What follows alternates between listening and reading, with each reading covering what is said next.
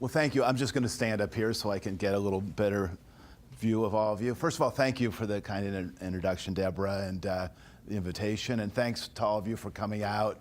It's a glorious spring day. And I was walking over here, I saw a lot of classes outdoors, and the Department of Agriculture is having a cookout. So I know there's a lot of competing impulses, particularly at this kind of cold and bleak spring. So thank you for being here. What I thought I'd do is just kind of give you a brief sense of what my background is, what I've done in terms of growing up, then to focus on a few of the books that I've written, not so much in kind of a detailed sense of the book, but just the research challenges that each of the books posed and how I kind of worked around it, and also some of the kind of unexpected and even kind of strange ways one book would lead to another one. And then in the end, I want to spend a couple minutes just talking about some of the lessons that I've learned over the course of my career. Here I focus on being practical as opposed to profound. Just some of the really, particularly for some of the students, some of the things I've learned about research and writing that has been helpful for me. I grew up in Peoria, and I went to Knox College in Galesburg, Illinois. Graduated with a degree of political science and was interested in journalism and politics. I wasn't quite sure which way to go. And then in the year I graduated, the governor's office in Illinois created a governor's fellowship program in which you'd spend a year in the governor's office. So I applied and became one of the first class of governor's fellows, spent a year working in various parts of the governor's office, worked another year or two in Springfield, and then I had one of these great opportunities, which all of you students should look into, which is Rotary International, which is a club, a service club, has these amazing fellowships called a Goodwill Ambassador Fellowship, in which if you win it, you go to the country of your choice for a year, and then you travel around that country giving talks about whatever topic you'd like to talk about. So I won a Rotary Fellowship and went to Sydney, Australia, and spent a year traveling around Australia speaking about growing up in Peoria. And I got a bunch of, like, from the Department of Commerce, I got a couple hundred of these little Illinois pins that I would, as I traveled to Rotary clubs and elsewhere, I would distribute them.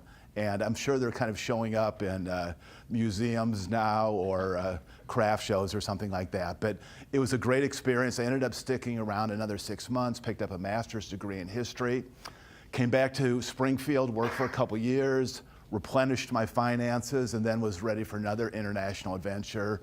I managed to finagle an internship in Brussels at the European Union. And then from that, met some people at the Wall Street Journal Europe and managed to get a year-long internship with them. The job itself was not great fun, I have to admit. It was a very kind of technical copy editing, which is not what I'm really great at. It was a night shift. So it was, on the one hand, Wall Street Journal in Europe. That sounds great. The job itself was tough, but I had a chance to do a lot of freelance writing. So I was writing for sort of almost a people magazine in Brussels, wrote for the American Chamber of Commerce's magazine. And that was important because I got some really nice clips, which actually came in a helpful way later on. Came back to the US, went to graduate school for a while, and then decided I really wanted to focus on journalism. Got a job with Market News International, which is a small financial news service, kind of a smaller version of Bloomberg. But so for 25 years, I worked for them. It was a good life. I had a little desk in the Senate press gallery, so I'm, sitting right off the Senate floor. And the thing about covering Congress, the White House beat, in some sense, is a more glamorous one, but you're confined in a really small physical space, and you just can't really go very far, and you're kind of spoon-fed things.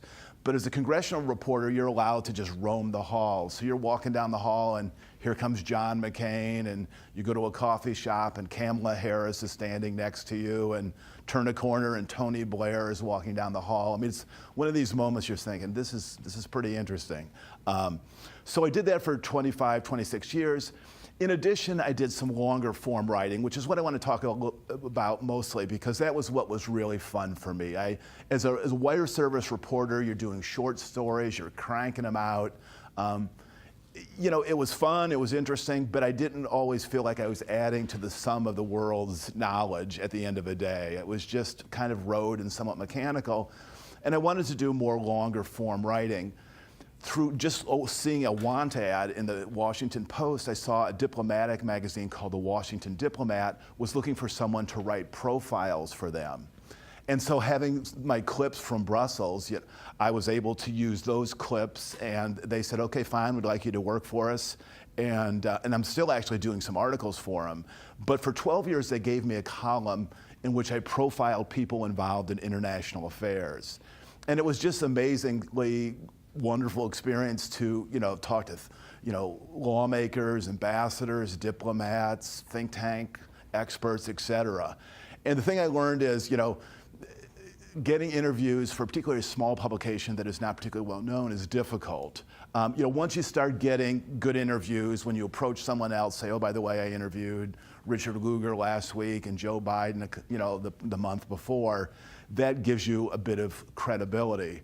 But it's a hard thing to do. But it was, I did it for 12 years, so almost 150 profiles, and I learned a lot about just the art of preparing for interviews and the way to structure interviews so you could keep people on your side. And I mean, one just sort of small example that I remember is I had set up an interview with this Australian diplomat who was the head of an international agency.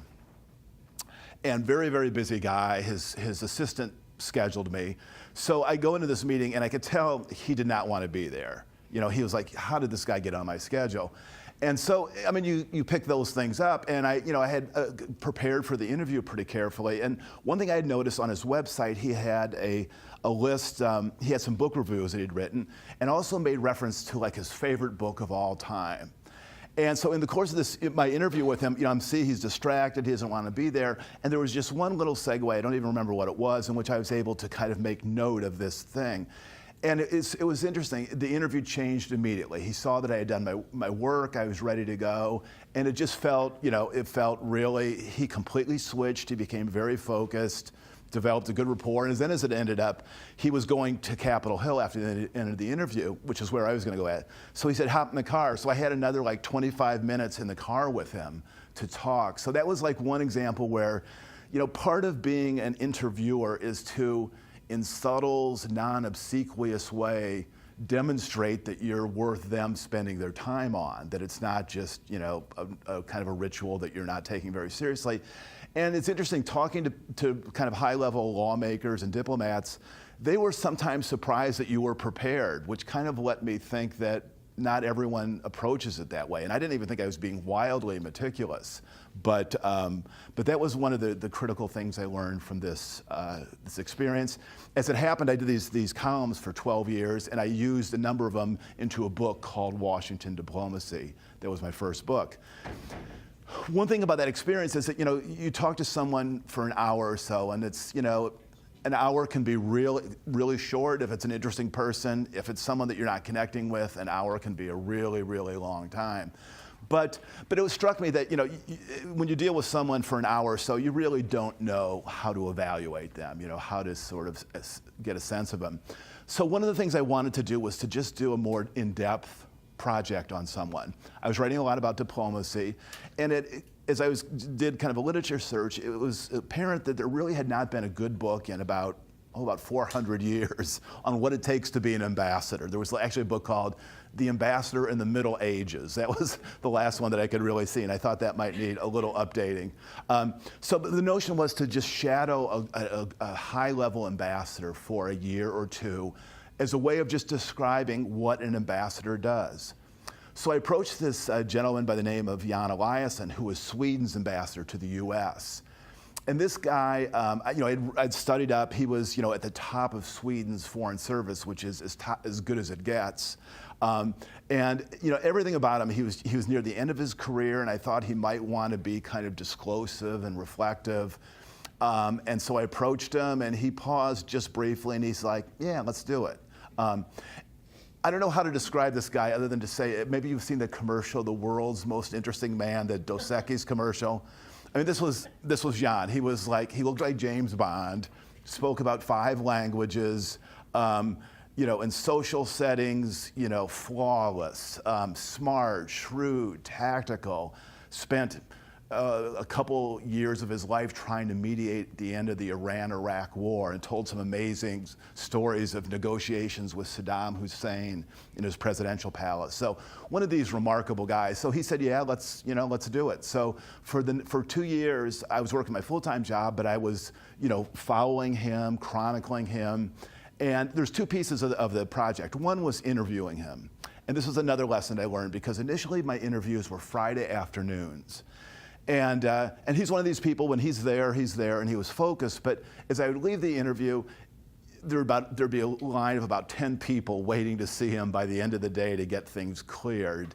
And I could tell that he was somewhat distracted, even though he still was pretty amazing. So I said, no, is this really the best time to talk? And he's like, well, let's see if we can think of something else. His wife had just gone back to Sweden and for a high-level job in the government. And he's like, why don't you just come to my residence on Sunday afternoon and we can talk? And I'm like, well, if it works for you, it works for me. And so for about 6 months we did it, and it was a remarkably different experience, because it was Sunday afternoon. He was relaxed, he was conversational, give me a beer, a glass of wine, and he wanted to talk. It was almost like I was his therapist. He was just kind of unfurling his career before me, and picked up just a lot of really important insights into his work. The other piece of reporting, and I think it's kind of in our age of the celebrity reporter, sometimes it gets neglected, is you learn an awful lot by just hanging around and just getting in the background and watching people and listening. And I'm thinking of the ambassador, because I just, one part of this job, and it was not hardship duty, was an open invitation to go to events at the Swedish embassy. And he had this, remarkably beautiful, elegant house, incredible, food, alcohol, and interesting people. I mean, there'd be one party where I saw 5 Supreme Court justices. That was his thing, just turned his embassy into a sort of a salon. And so, but the thing is, when going to these receptions, I mean, I saw him at work, and I also got to know his staff pretty well, and I just became almost part of the furniture. They didn't really think too much of me.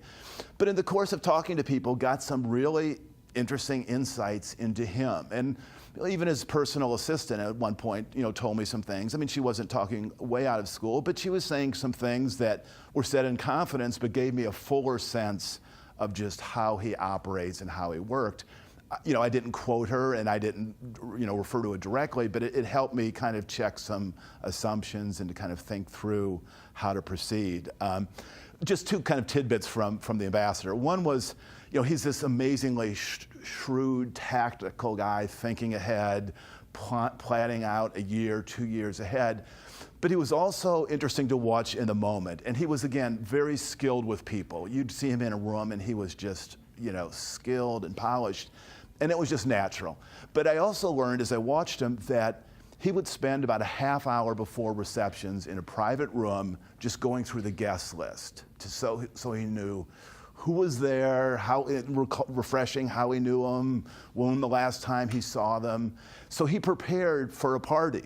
And he was one of these people that probably could get by without even preparing for a party. But it was really interesting to see this extra bit of preparation that he did. And he had, a lot of deep theories of diplomacy that were interesting, but he also had this notion. He says, diplomacy is the art of the 45-second conversation.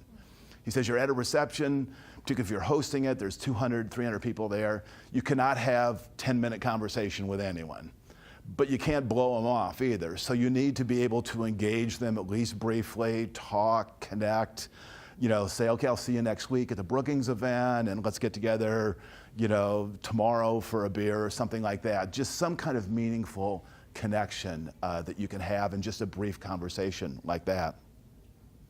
So the ambassador book was great fun, and I finished it up, and it was interesting. I'm still in touch with him, and I kind of tease him because the whole premise was he was near the end of his career, and he's ready to move on to other things.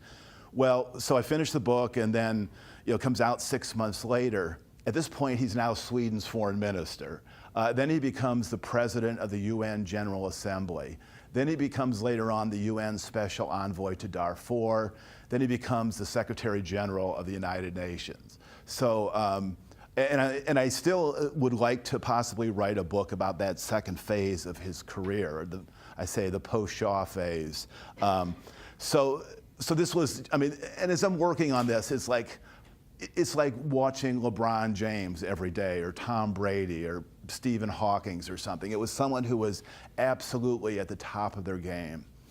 So with that model in place, I said, I'd like to do it again do something like this for a senator. And I was interested in how a senator can shape foreign policy. So I approached Richard Lugar, who was the chairman of the Senate Foreign Relations Committee then, and approached him.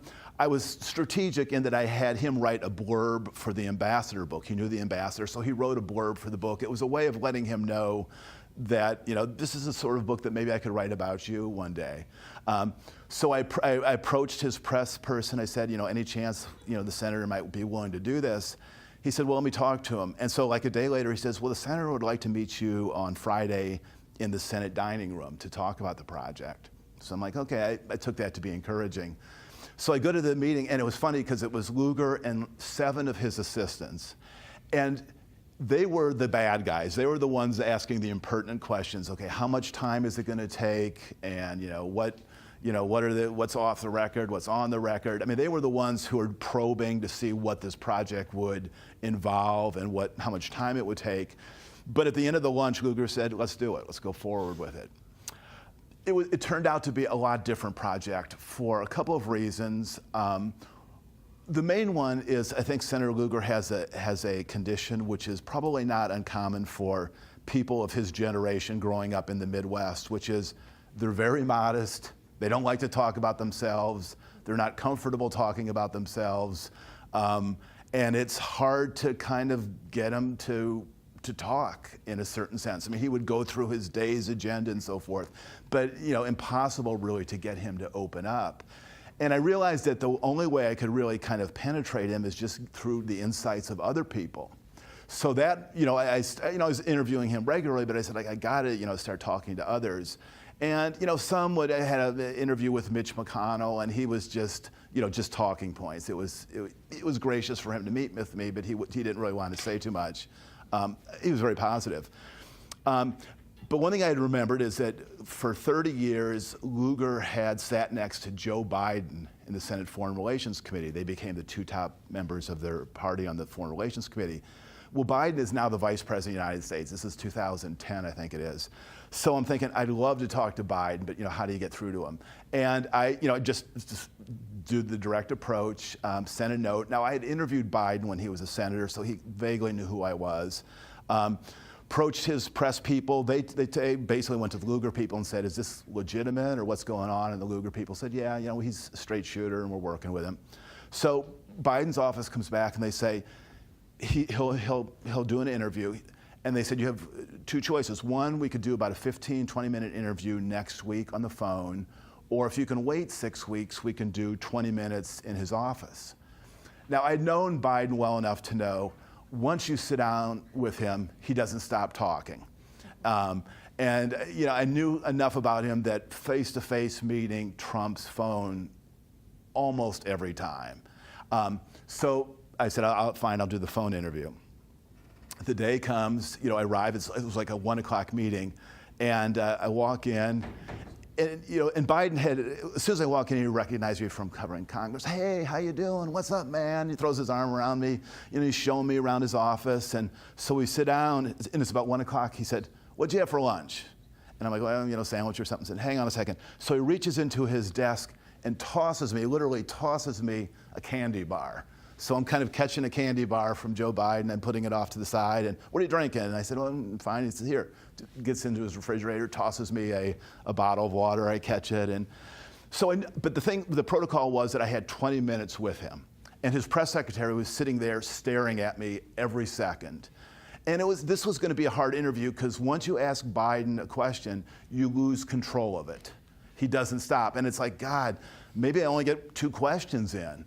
So, I asked a question which I thought was fairly specific and fairly pointed, but he had actually prepared for this interview because he liked Lugar and respected him and he wanted to say good things, but he also had a reservation or 2 that he wanted to make note of.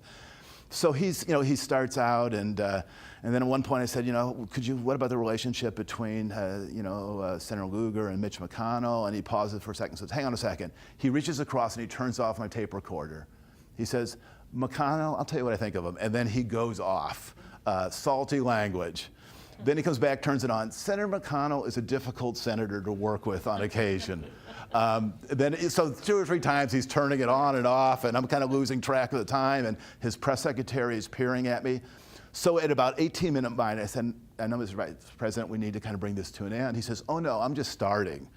His press secretary slumps into her chair. The day's schedule has been totally blown apart. So about an hour and 10 minutes into the interview, there's a knock at the door, and his chief of staff, his press secretary, several other people come in, and they say, Mr. Vice President, President Obama needs to see you in 1 minute. And he says, well, I'm almost done. I'll get to him in a second.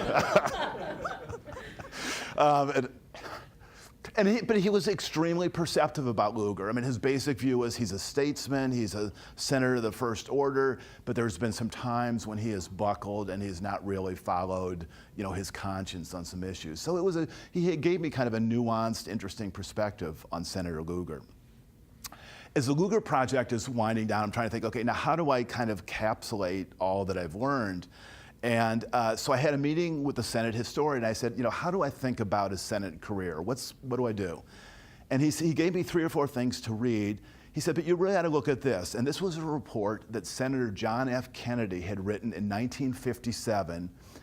He was in charge of this kind of obscure little committee to determine the 5 best senators in U.S. history. And so Kennedy had written this, and it was probably the only project in Kennedy's Senate career, and he served in the Senate for 8 years, in which he was totally in charge of. And he took it totally seriously. So he handed me this report, and it was, really, really interesting. It was 100 pages or so, but a lot of interesting narrative and historical examples, et cetera. So the Kennedy piece really helped me finish off the Lugar book. Lugar book is sent off to the press. The next day, my wife and I go on vacation. I said, okay, I promise I am not going to start another book for a while, I promise. So she goes off antiquing, and we're on the eastern shore of Maryland. I'm sitting by the water. I'm thinking, this Kennedy report, this Kennedy committee, maybe there's a way you can write a simple, quick book on that. So I'm sitting by the water, and I had just a piece of paper and kind of sketched out the elements of a book. I didn't show it to her, but when I got back to D.C., I got in touch with an agent and said, this is what I'm thinking. And he's like, I think this is really interesting. And he said, but I'm afraid it's a little bit too narrowly focused. So we went back and forth, and he says, well, maybe what we need to do is just a book on Kennedy's Senate career. Because of all that has been written about him, there really wasn't a book on just Kennedy's Senate career. So at that point, and he says, and plus this was in 2012, 2013 was going to be the 50-year anniversary of his assassination. He says publishers are going to be interested, there's going to be a tidal wave, catch the tidal wave. It was great, except that I had a much larger project in a much more limited time and a full-time job. But it was like, okay, I'm gonna do it. So it was a grind, but in the course of about 9 or 10 months, wrote this book called JFK in the Senate, which was about Kennedy's 8 years in the Senate. And most of the work was, I spent some time at the Kennedy Library in Boston going through the archives. But I had my little desk in the Senate Capitol, and I knew the places from what I read where Kennedy used to hang out, and knew where his office was, and currently Senator Bob Casey of Pennsylvania is the occupant. So he let me come in and look at, kind of scope out things. Kennedy had announced his presidential campaign in the Capitol, and so I was able to just scope out his office and the Senate caucus room, and just to map out, how he walked there. And because in the book I described the day that he announced for president in some detail. So it was an amazingly interesting project, and I came away, and the thesis was that Kennedy was a more formidable senator than reputation has it, because he was a senator for 8 years. And the one thing we don't really maybe quite realize is that we sometimes think of senators running for president, but before Kennedy, only one senator had gone directly from the Senate to the White House. That was Warren Harding in 1920. Kennedy did it in 1960. Since Kennedy, only one senator has done it, Barack Obama. So only 3 senators in US history have gone directly from the Senate to the White House. Now they've gone to the vice presidency, governorships, et cetera. But it is not the most normal path to go directly from the Senate to the White House.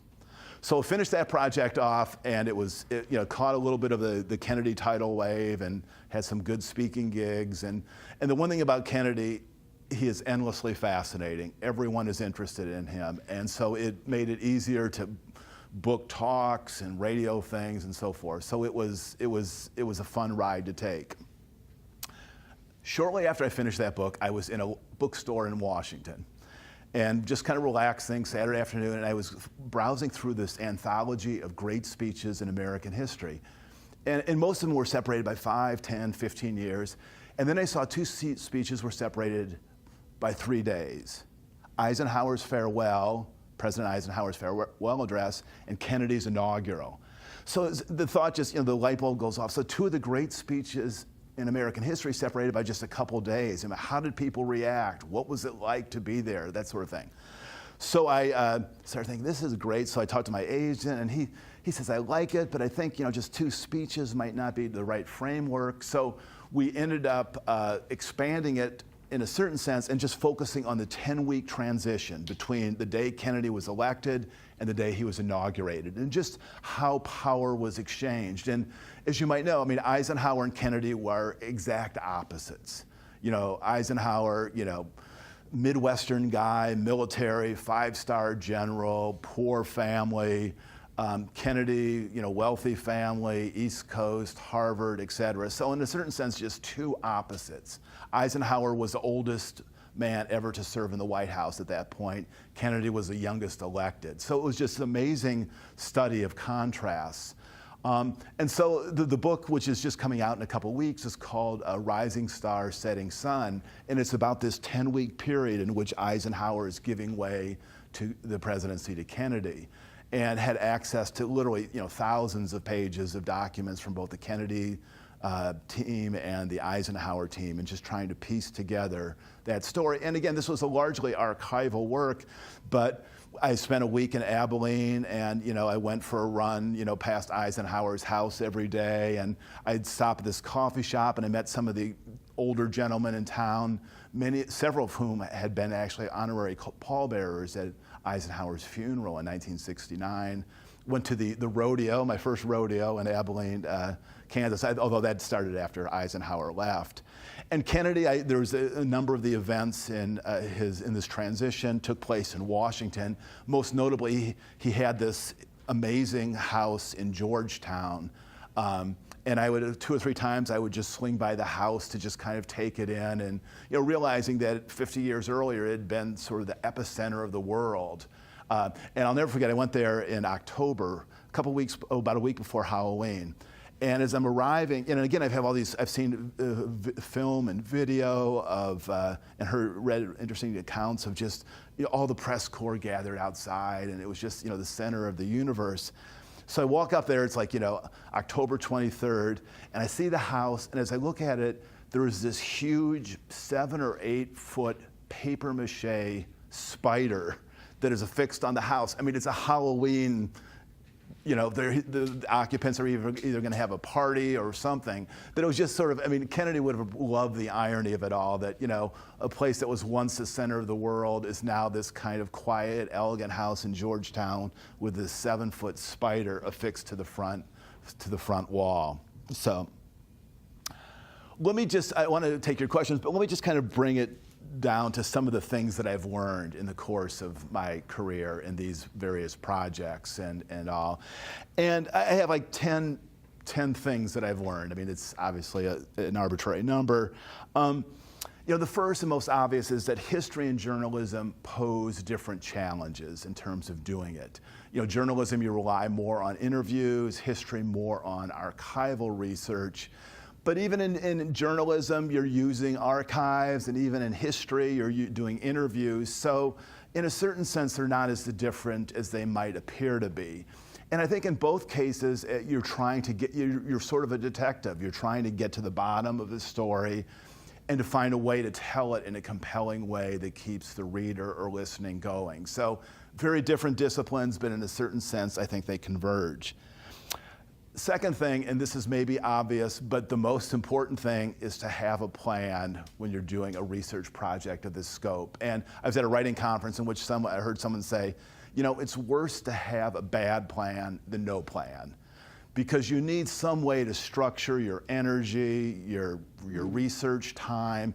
And I know when I'm working on a book, I mean, most of my mental energy is on the substance of the book, but a lot of it is just sort of, okay, now if I finish this section on Kennedy by October 1, then I can shift to Eisenhower and have that piece done by Christmas, take a week off. And so, I mean, a lot of it is just because, you know, almost in all cases you're working against a deadline. And so you need a plan to just organize your efforts. You know, in this Kennedy Eisenhower book, I'm sure there were 10,000 pages of documents. The time frame I had, I could not read 10,000 pages, so I'm having to say, what is essential, what is important? I think the next thing that's really important, and maybe it's self-evident, is with a large project, you just got to break it into small pieces, into increments. And just say, because when you're thinking, oh my God, I'm working full time, how am I going to write a 300-page book, write and research a 300-page book? It just overwhelms you. But say, okay, you know, this spring I'm going to read all about Eisenhower's 8 years in office, and in the summer I'm going to read about Kennedy's 8 years in the Senate, and just breaking it into pieces that seem much more manageable and much more approachable, I think, is important. For me, it's essential to write a chronology. Some would call it a crutch, I would call it a foundation, but when you get a lot of different interpretations and a lot of different views, it's really important to just have a good factual base of just what actually happened. And then you can filter what you're hearing and disputes within the context of just a good solid chronology. I think that's really, really important. One of my favorite historians, Barbara Tuchman, wrote an essay on history writing, and she said, research is endlessly seductive, writing is hard work. And I think for all of us, when you're doing a project, particularly if you have a good project, you don't want to leave it. It's fun, it's interesting. And it's really, really hard to just stop and to start organizing your thoughts and to write sentences that are coherent and interesting and tell a story. And I know a lot of people find it really, really hard to end that research phase and to shift into writing. And writing is hard. I mean, there were times in some of my books where it's just pure agony to try to say, okay, how do I describe what has just happened in a way that's both accurate, it's fair, there's enough detail to be, substantive, but not so much that the reader just loses their interest. And it's a very, very difficult and oftentimes agonizing process. Other thing, I think interviewing is an art, science and art, in which it's really, really important to, as I mentioned earlier, to be well prepared, to think through the questions you want, the proper sequence of questions, what to do when the person doesn't respond, when to shut up, when to talk. And these things, I mean, there's no guidebook for it. So much of it is just intuitive and experience. But I think the art of interviewing is something that's really important.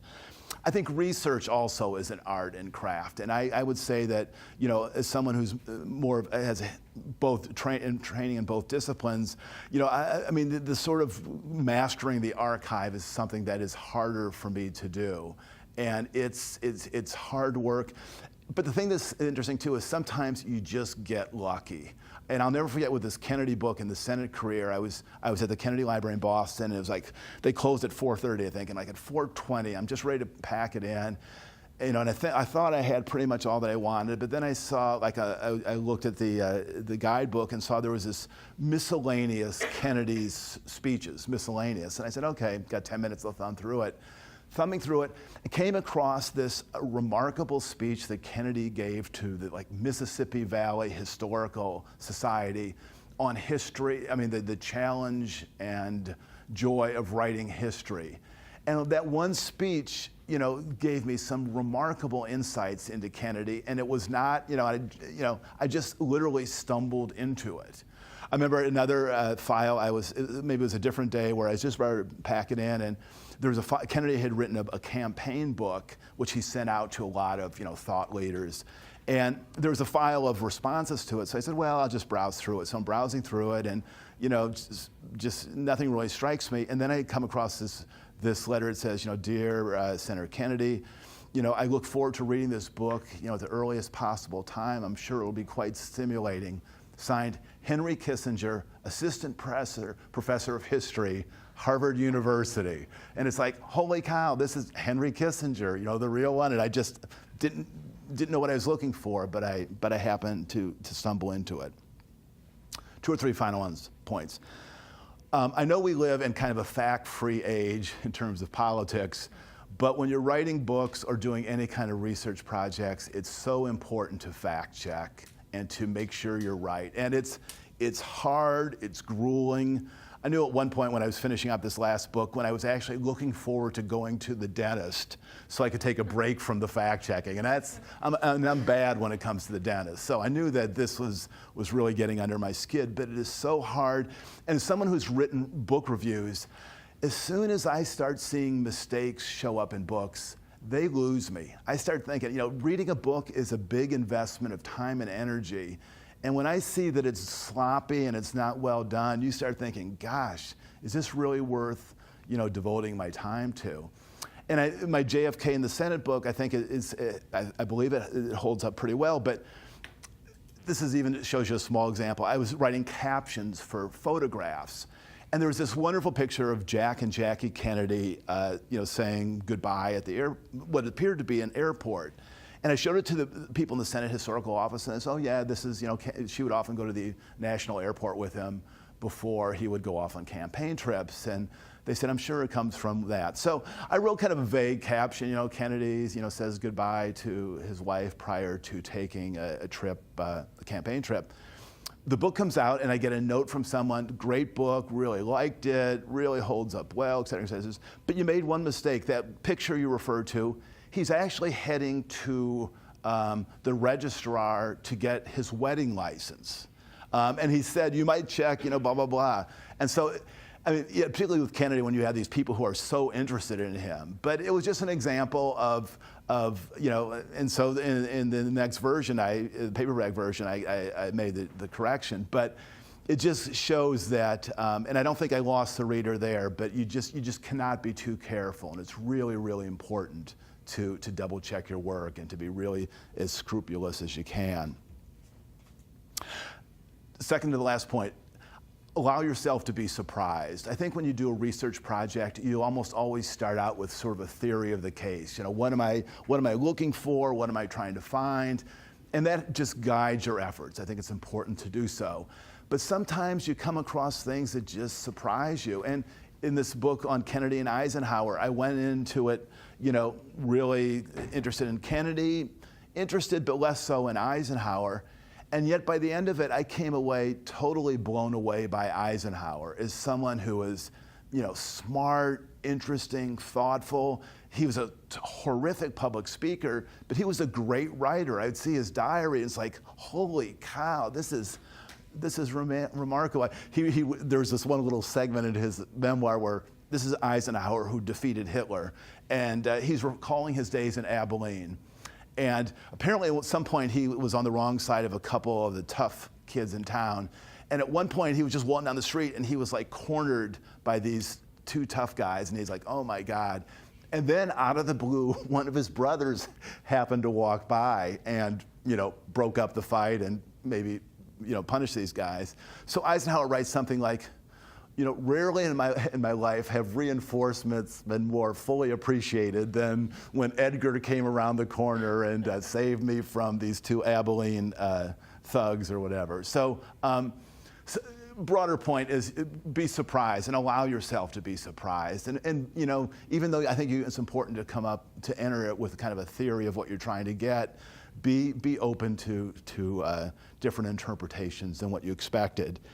And the last point I would make is I think, this is hard work, but it's also really fun. I mean, there's times when you're doing this, you're just pulling your hair out and thinking, God, this is so grueling. And, last summer I'm working on it. I live a mile from Nationals ballpark in DC, and my friends are saying, let's go to a baseball game. And I'm like, my deadline is August 1st, and I'm thinking, woe is me. But at the end, I was able to watch a few innings on TV and was able to do a project that I think is something that I was really, proud of. So I think this is storytelling in whatever capacity can be a lot of fun, and the art of research and writing can be really very challenging, but also very fulfilling. So it's something that I would, for particularly the students who are thinking about careers in journalism or writing or history, I think it's something that I would encourage you to give a very serious look at. I think you'd enjoy it.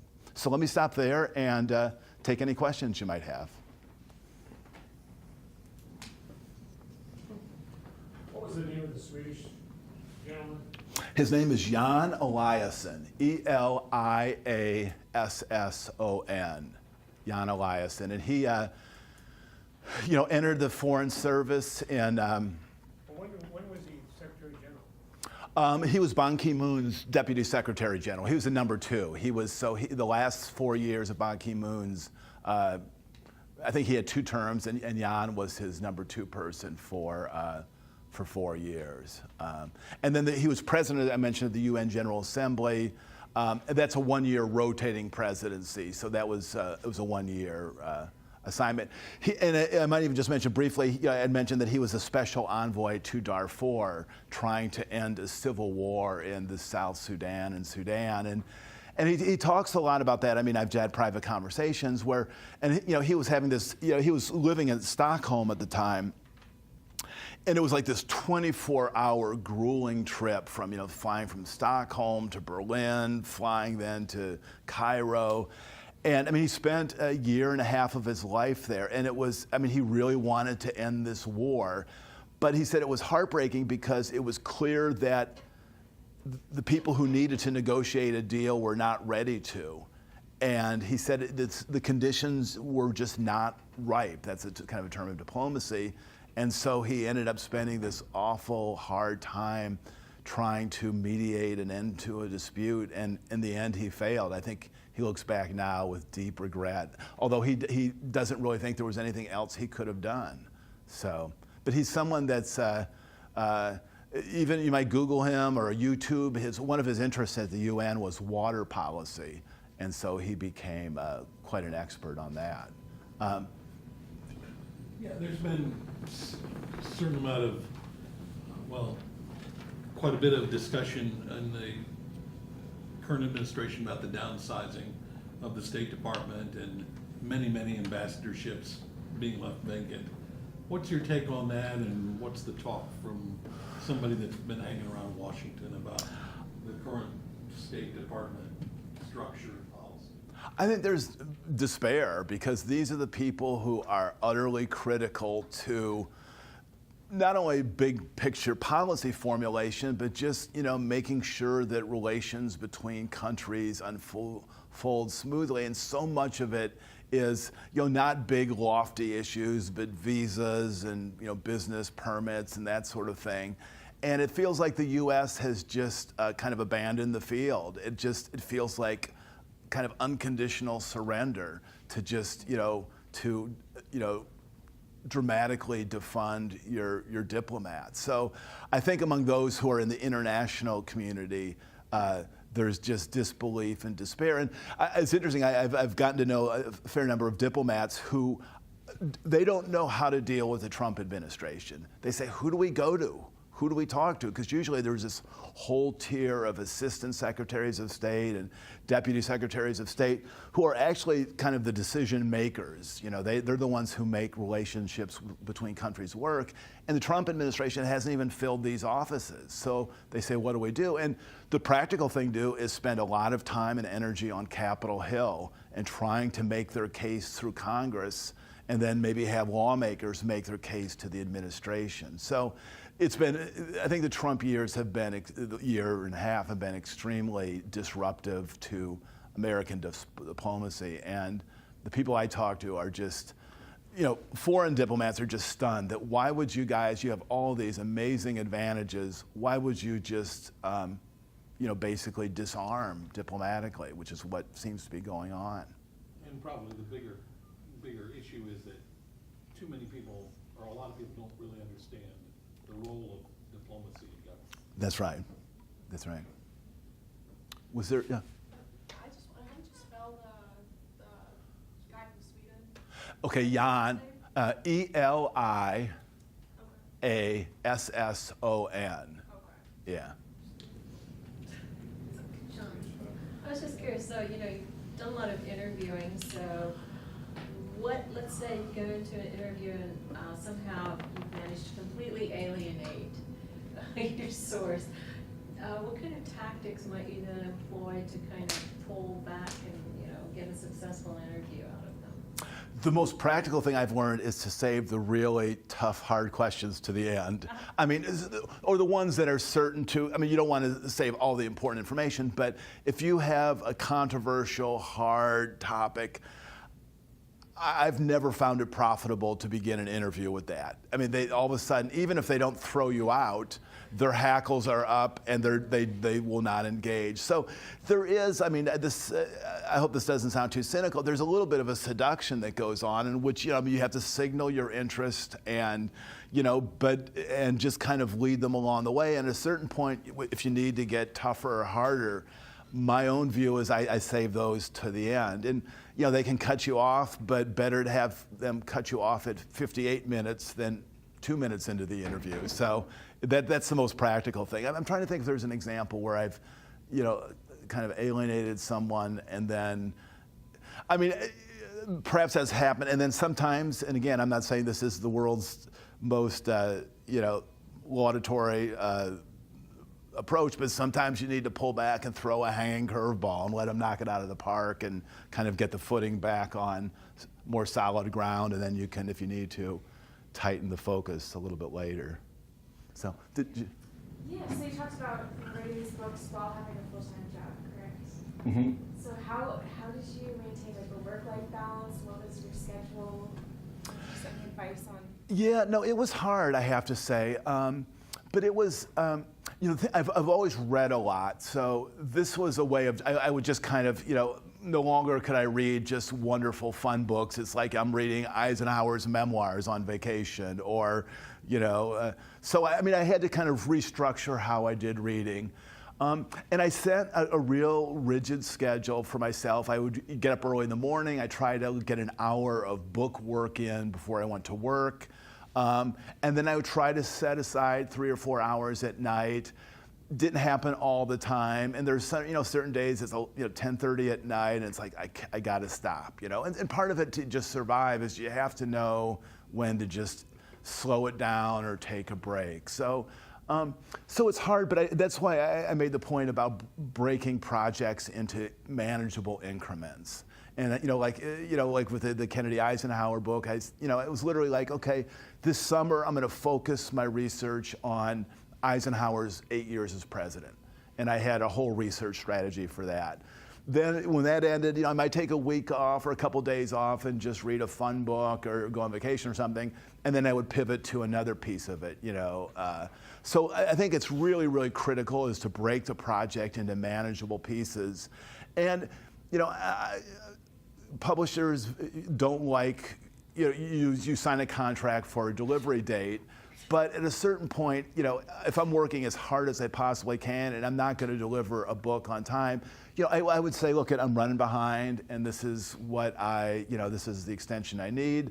I don't like to ask it, but it's, hopefully this book is going to be on a bookshelf for a long time, and I'd rather have the book delivered a month late and have it like fully fact-checked than meeting an arbitrary deadline and then have mistakes crop up. So, and publishers expect that. I'm not, I know I'm talking to largely a group of students, so I'm not urging you to always ask for extensions or don't take deadlines seriously. But at a certain point, when you're writing a book that you're very invested in, you just got to know really where you're at. So I think scheduling is key. And grinding away. That would be the other point I'd make, is that books always, at least for me, you start with this moment of just total inspiration. Oh, this is going to be great. And then, there'll be times when you're just grinding away and saying, whoever thought this was a good idea, you know? But then you just got to keep pushing through, and then, you know, at the end, hopefully the result is something that you feel good about. So earlier on, I mean, going through writing all these books, working as a journalist, and you're here now, what would be the single most important piece of advice that you wish you knew when you were going through your schooling in becoming a journalist? That's a great question. The one advice, when I talk to students, the one advice I give, and I would not say that I followed it completely in my own career, but the most important thing is wherever you're at, I think it's important to be tightly focused on that and do it well. I mean, I think the skills that it takes to sort of learn a job, even if it's not the most interesting job in the world, but the skill of just kind of figuring out, okay, what do I need to do to be successful here? Who do I need to talk to? What do I need to understand? I think just the ability to kind of size up and say, what does it take to be good at this job is really important and very transferable. And one guy Jim Baker, who was Ronald Reagan's chief of staff, followed his career pretty closely, and actually I did an interview with him. And he was like at one point, and he was like in his 50s, he was like this deputy assistant commerce secretary, total backwater job. But he just mastered it. He was great. He caught someone's eye, and within like a year, he's Gerald Ford's campaign manager. So I think just the skills, if you can just develop, writing, analytical skills, and whatever job you're in, it's really important. And there's always a temptation, and I would say I've succumbed to it, where you're in a job, it's not great, and you're kind of wondering what's the next thing. And I'm not saying don't be thinking about the next thing, but also to be really tightly focused on what you're doing at the time, because it's a cliche, but I think it's true. You can really learn something in virtually every job you've been in. I spent one of my summers in college, I worked on a railroad crew in Peoria. And not a lot of research involved in this job, but I worked on this crew, and there was this guy, maybe in his 50s, who was on the crew, and he was quiet, soft-spoken, but he took so much pride in his work. And it's 95 degrees, and there's bugs out, and people are yelling at you, and there's plenty of times where you can cut corners and so forth, but he didn't. And it was and I just even think of him when I'm doing research, that kind of example. So look for people who you really admire, and kind of focus on people who are successful, and see what they do that's really, really important. I mean, one of the things I'll just say, I mentioned that Yann and my work with him, and I'm not betraying confidences, but when I was talking to some of his assistants, he's this nice, smart, civil, wonderful human being, but you don't reach that level unless you're pretty self-focused. And I got some insights that he was and he was very nice to people and very polite, but he was pretty tightly focused on himself and his career.